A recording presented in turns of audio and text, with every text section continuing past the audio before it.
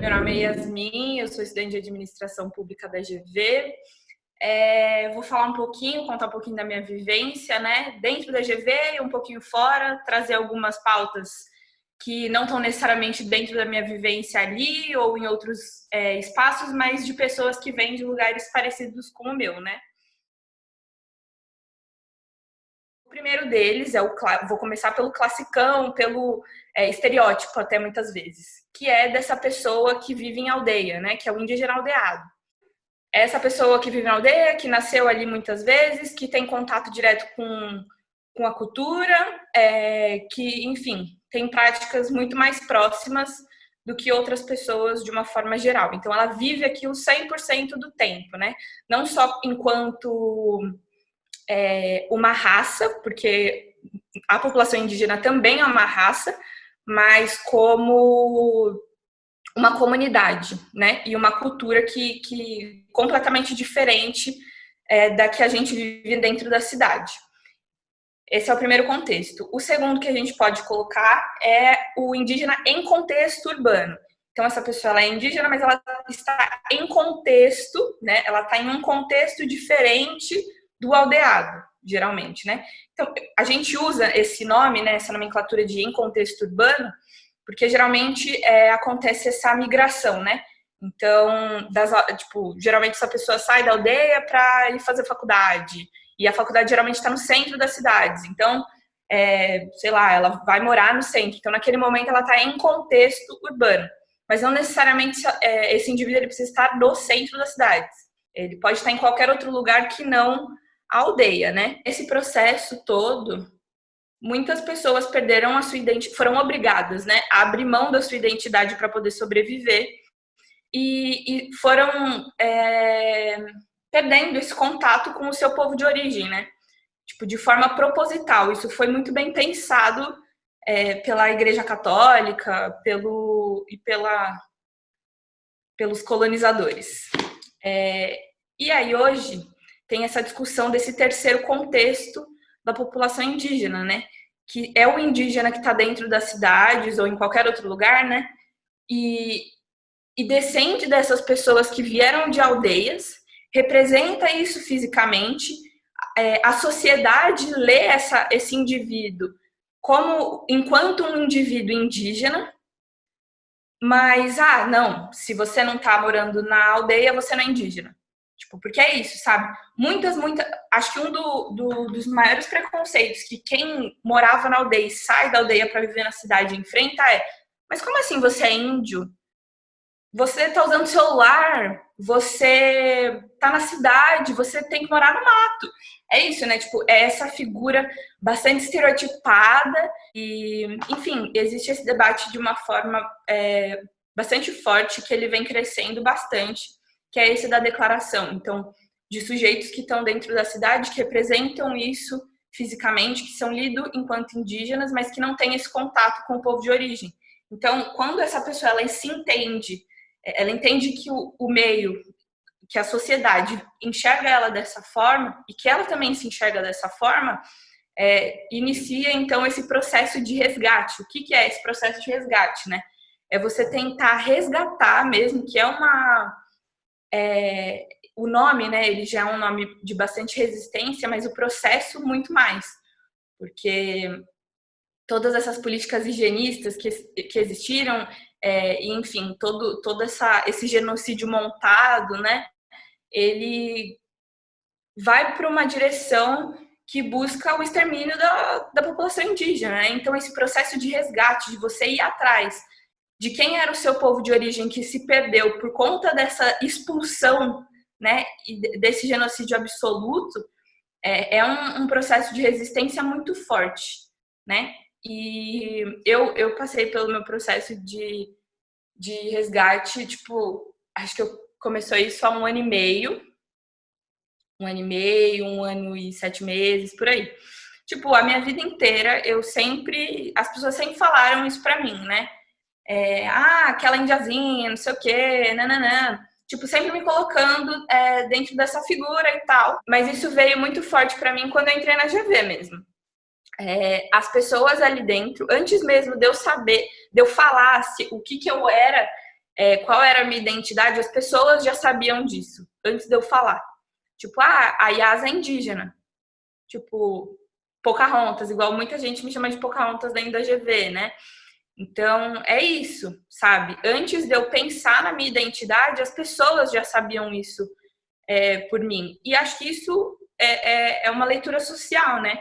E partir mais para essa questão de estudar. Eu já sabia que, tipo, dentro da minha família tinham várias pessoas que vinham de aldeias, mas eu não sabia, tipo, em qual aldeia, que etnia que era. E aí eu descobri que, tipo, eu sou indígena Guarani, e é uma aldeia Guarani, e ela existe até hoje, inclusive.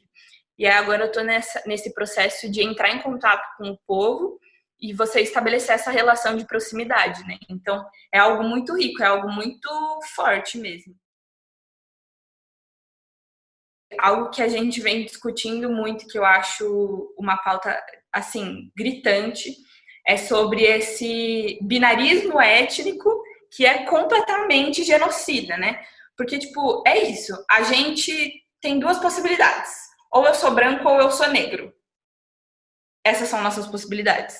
Tipo, não existe a possibilidade. Ninguém pensa, né? No geral, as pessoas não pensam. Se você não vive numa aldeia, se você não tem contato direto com o seu povo, você não cogita a possibilidade dessa pessoa que você tá vendo, se você tipo, você não cogita a existência dessa população indígena. Você não cogita a existência dessas pessoas.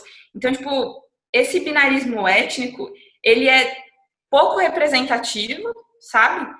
E é genocida. Tipo, lógico, né? A gente tem uma população grandíssima de pessoas negras e graças, amém, né? Que o movimento negro ele vem se articulando de uma forma muito poderosa e muito bem construída. E esses debates, né, de raça vem crescendo muito. E eu acho que junto com ele, a população indígena vem junto, sabe? Então, acho que a gente falar sobre representatividade, a gente precisa pensar nessa questão racial de uma forma mais ampla, não binária, sabe?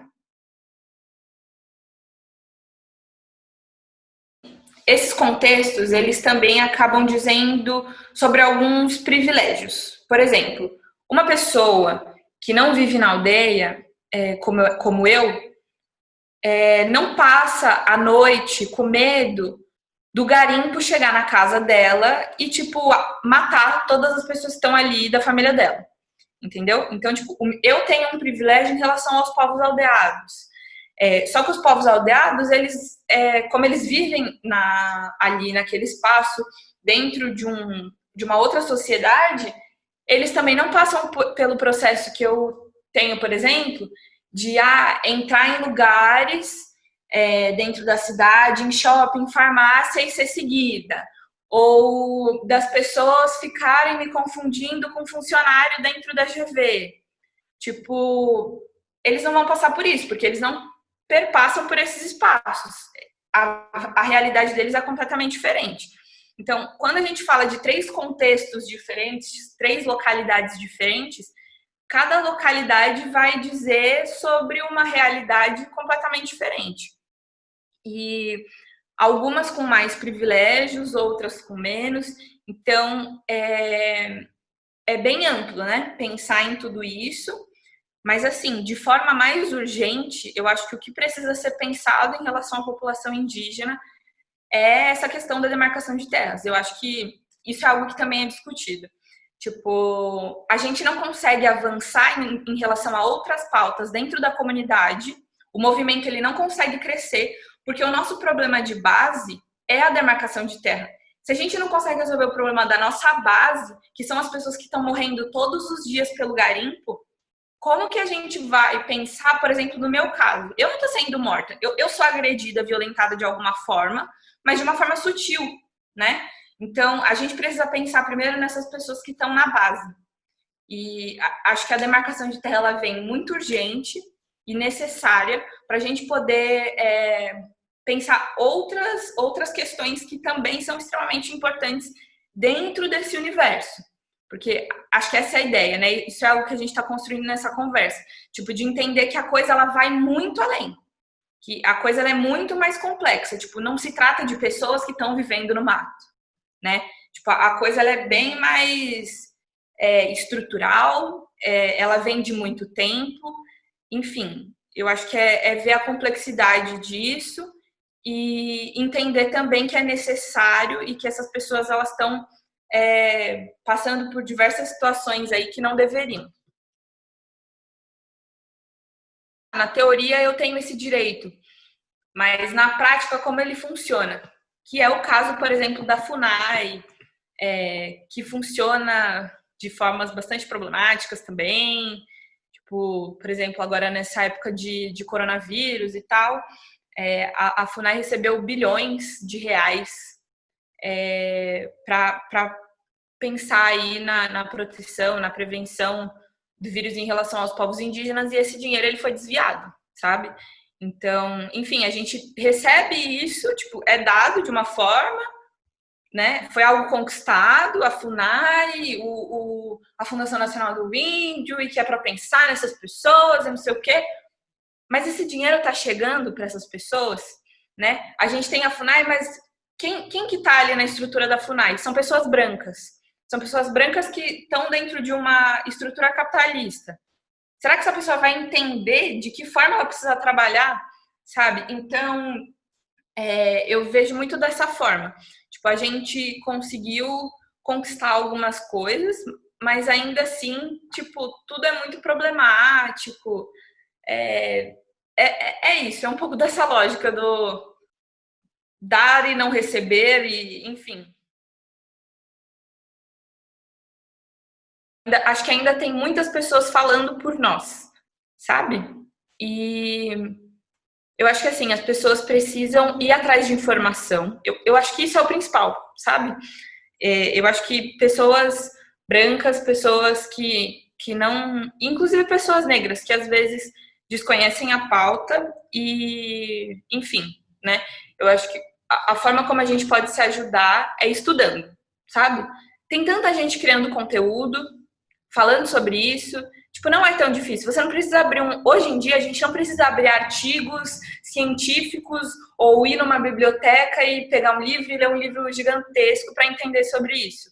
Não, as pessoas estão falando no Instagram de formas bastante didáticas sobre essas pautas. Então, vai buscar um pouquinho de informação, vai entender, porque é isso, sabe? Se a gente não consegue entender algo que a gente não vive, né? Isso é natural, é claro. E eu acho que é isso, tipo, num primeiro momento eu diria estudar, tipo, vai entender, vai buscar informação, busque por informação, tipo, queira ter informação e vai com a sua cabeça aberta, sabe? Tipo, para ouvir, para entender o que essa pessoa tá falando, quem é essa pessoa, né? Porque também não adianta nada a gente ir buscar informação com todas as nossas crenças e, enfim, prontas. Eu acho que estudar é o principal. E num segundo ponto, eu acho que essa questão de protagonismo, sabe? Essas pessoas, elas existem, essas pessoas estão aí, e por mais que às vezes a gente não conheça, a gente não saiba que existe uma liderança, existe uma pessoa indígena dentro da GV, tipo, pois é, essas pessoas, elas existem e elas estão ocupando espaço, sabe? Tipo, não tenta tomar o lugar delas, não tenta protagonizar todos esses processos, tipo, é isso. Só que também é aquela coisa, né, que acabou surgindo muito com essa questão do Black Lives Matter, né? Tipo, a gente precisa também de aliados, sabe? É isso, de tipo, eu quero protagonizar a minha pauta, mas ela não é uma pauta que tem que ser só minha. Tipo, não é que só eu tenho que levantar isso. É uma linha muito tênue, né?